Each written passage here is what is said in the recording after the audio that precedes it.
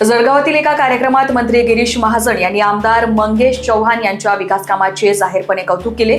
तर दूरदृष्टी ठेवून दर्जेदार विकास कामे केल्यामुळे महाराष्ट्रातही अशा गुणवत्तेची कामे क्वचितच पाहायला मिळणार असे त्यांनी सांगितले।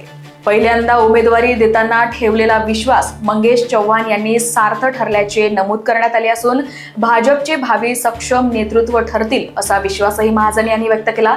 तर यावेळी त्यांनी पारदर्शक कारभाराचे समर्थन करत नाव न घेता एका ज्येष्ठ नेत्यावरही अप्रत्यक्ष टीका केली। योजना आहेत दादांचं दिवसभर तेच चाललेलं असतं, त्या ठिकाणी दुसऱ्याचा विचार त्यांच्या मनामध्ये नसतो आणि मग ज्या ज्या आपल्या योजना आहेत, ज्या ज्या आपला निधी आहे त्याच्यामध्ये आम्ही कुठेही कमी पडणार नाही, कुठेही कमी पडणार नाही।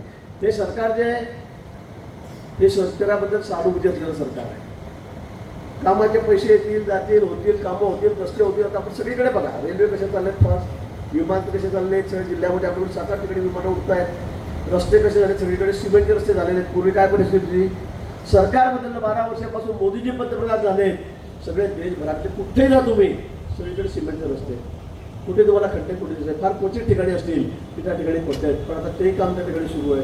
अगदी शेतात जाणारे गुलाबबाग शेतात जाणारे रस्ते सुद्धा पोखरामध्ये आपण त्या ठिकाणी घेतले, ते सुद्धा आता अतिशय चांगले दर्जेदार होत आहेत। शेतकऱ्यांचे प्रश्न मिटत आहेत। कुठलं इलेक्शन नसताना, निवडणूक नसताना आपण आता कर्जमाफी केली। आज शेतकऱ्यांना कुठे ना कुठे आपण आधार त्या ठिकाणी दिलेला आहे, अडचणीच्या असल्या शेतकऱ्यांना आपण कुठे आधार दिलेला आहे। आता यावेळी 40,000 कोटी रुपये आपण त्या ठिकाणी कर्जासाठी शेतकऱ्यांना दिले। संकटाच्या काळामध्ये मदतीत आपण त्यांना जाऊन जातोय, आपले आमदार त्यासाठी पाठपुरावा करतायत। मला वाटतं कधी कधी मदत तुम्हाला एवढी मिळते की आमच्याकडे काही नसतं, मग 40 मध्ये सगळं चाललंय। म्हणजे जर हे बघा आपण किती झाले, बटाटा पूरक होता पडतो का खिशामध्ये, आम्हाला कसं जळवतो अजून।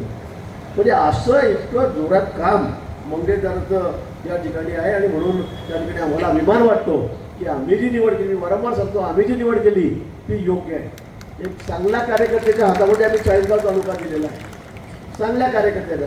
दुसरा कार्यकर्ता कसा असावा, नेता कसा असावा, लोकप्रतिनिधी कसा असावा, त्याचं उत्तम उदाहरण काय असेल तर मला वाटतं मंगेशदादा या ठिकाणी मंगेशदादाच आहे। आणि म्हणून मंगेशदादा तुम्हाला मनापासून खूप खूप शुभेच्छा देतो।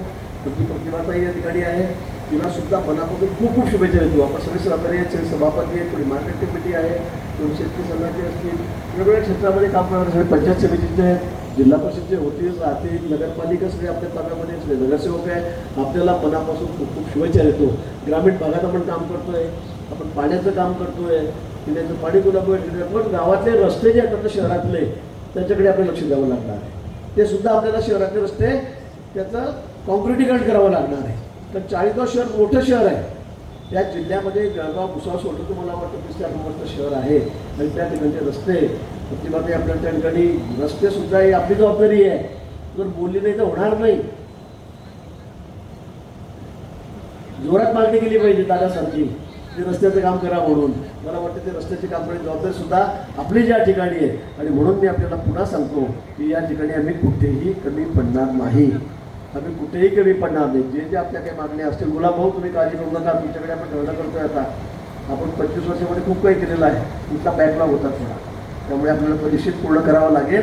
पुन्हा मी आजच्या या कार्यक्रमाच्या निमित्ताने मनापासून, अतिशय मनापासून दादांना या ठिकाणी शुभेच्छा देतो, त्यांचं अभिनंदन करतो। तुम्ही तुमचे सगळे सहकारी, सगळे कार्यकर्ते आणि सगळे अधिकारी की ज्यांनी मनापासून या ठिकाणी काम केलेलं आहे, त्यांना सर्वांना खूप खूप शुभेच्छा देतो, आपलं अभिनंदन करतो आणि थांबतो।